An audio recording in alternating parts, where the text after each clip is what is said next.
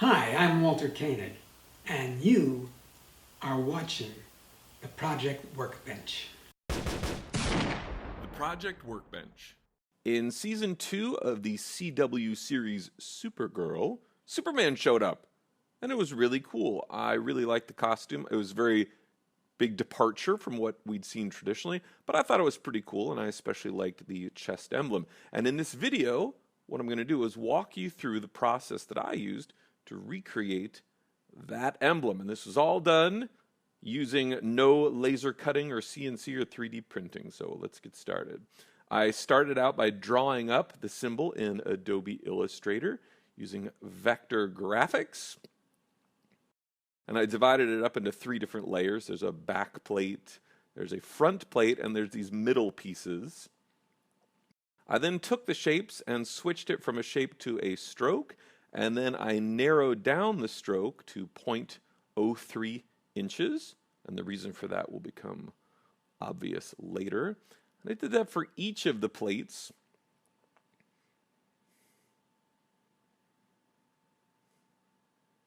I love watching myself use Illustrator. And then I printed them out, but I only have a printer that prints normal size letter paper, so I had to print out each piece on 2 separate pieces. Wish I had a bigger printer. I guess I could have taken it to like Kinko's and done it there on one piece, but here you can see there's like the left half of the back plate on one piece of paper. And I got everything all printed out, and then it was off to the workshop where I happen to have some sheet styrene lying around. I'm using 0.04 inch styrene. I don't know if it's accurate, but it looked pretty good to me. Maybe it's thicker, maybe it's thinner on the real one, I don't know. And what I'm going to do is line up these 2 separate prints so they fit together. I'm going to use this glue stick to glue the half down to the piece of styrene, and then I've trimmed up the second half, and now what I need to do is line it up to the part that's already glued down. I'm going to use some Scotch tape to hold it into place.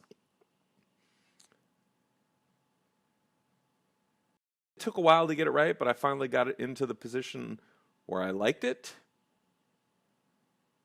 And then I just glued down that part right there using the same glue stick.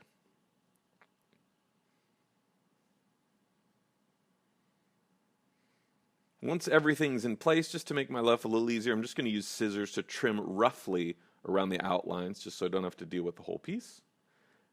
And there I'm working on the back plate, which is now all glued down.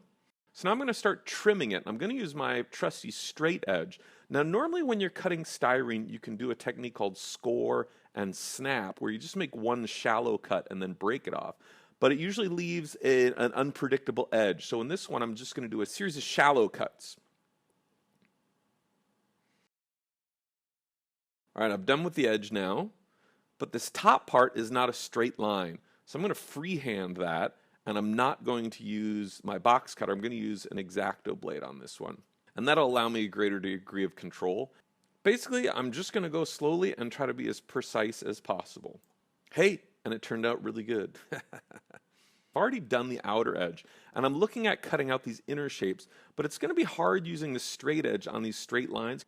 I won't be able to do that multiple shallow cuts technique because I run the risk of ruining the edges, and it won't really work on the curves either. So I'm going to do something different. I'm going to drill a bunch of holes in it, and what these holes will do is these will allow me to insert my coping saw into them. So I'm going to use this saw to rough out the shapes, just cut them out roughly, and then I'll go back in later and clean them up. So here you can see that's right after I've gone through the shape with my saw. Shape's not perfect, but I've still got those 0.03 inch printed lines to go in and clean it up like I did here using some metal files.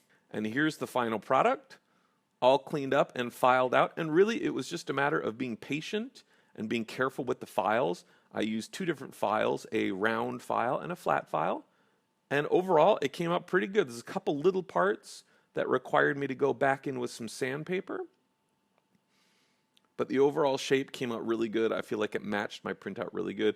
I'm using 60 and 150 grit sandpaper. I'm also just going to rough up the surface on the back side a little bit, so when I glue the whole thing together, the glue will have something to bite into to make it hold better.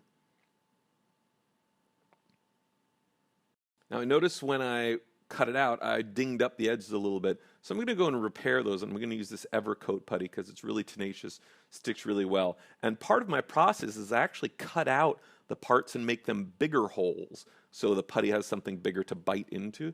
This is my first application of the putty, and then after I sand and file it all down, that's what's left. And it's perfectly smooth and perfectly lined up. Looks good. Now the top plate is pretty much finished and where it needs to be. It's all sanded, all cleaned up. I need to cut out those mid plates too. I put those on a much thinner piece of styrene, same thing, glued them down, cut them out. I removed the paper just using some water to dissolve that glue, and it came out very cleanly, left no marks. The edges are pretty clean, but they need a little bit of cleaning up. And now I've placed all the pieces together to check alignment. This is not glued together. It's just sitting on top of itself.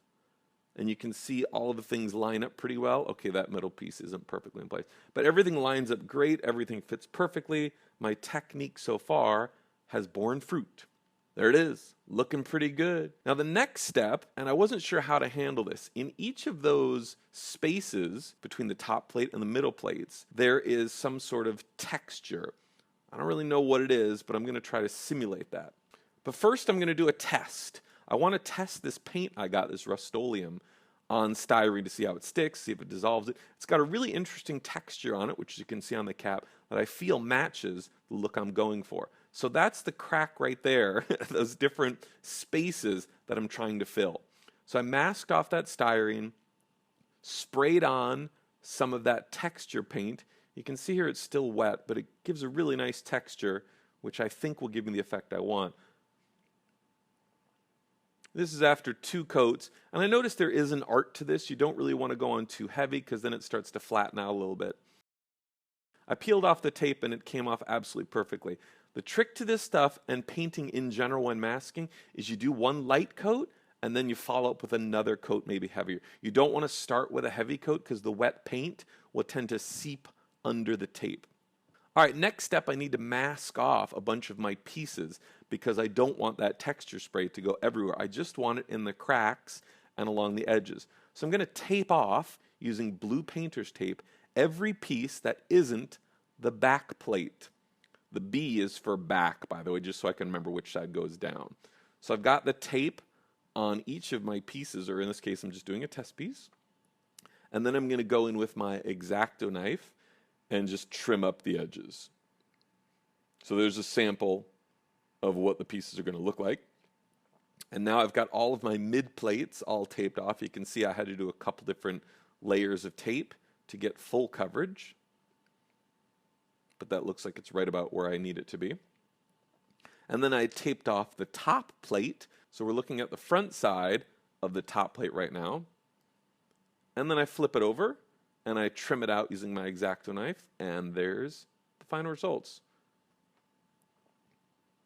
Next step, I'm actually going to glue it all together.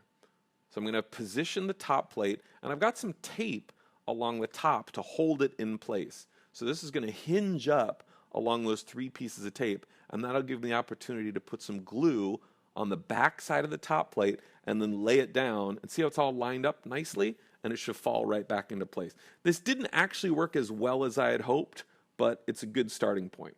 This is the glue I'm using, a Plastruct plastic weld. You can also get Tester's glue, which is a similar. I wouldn't recommend the type in a tube. I like the liquid. So here it is all glued together. You can see there's a little bit of glue squirting out, and who cares? I'll paint over that. Anything that isn't blue is going to end up with my texture spray on it. And as before, I start with one light coat, and it was kind of hard to get it into all those cracks, but first pass, no big deal. You can see the texture is really nice. It's right where I need it to be, and this is when I remembered I forgot to mask off the little tabs on the edges. This is after second coat, and the texture is great. It absolutely turned out perfectly. I'm sort of shocked at how well it met my wildest dreams. I pulled off all the tape of the top plate, came off really cleanly. I'll need to do a little sanding to knock down those edges, but the separation is absolutely perfect. No bleeding, no leaking. It's absolutely perfect. I cleaned off the tabs using a razor blade and a flat-tipped X-Acto knife. And there it is. And now it's time to hit it with some Plastic Coat Sandable Primer, one of my favorite primers. I highly recommend it.